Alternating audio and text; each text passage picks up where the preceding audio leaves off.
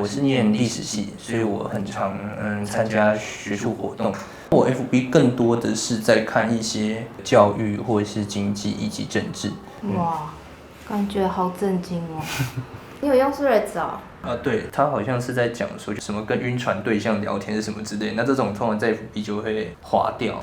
因为我自己的观察，晕船其实就是一种情感中的权力不对等。哇塞，晕船你也可以讲成这么学术啊？但有一些人好像很享受这个过程，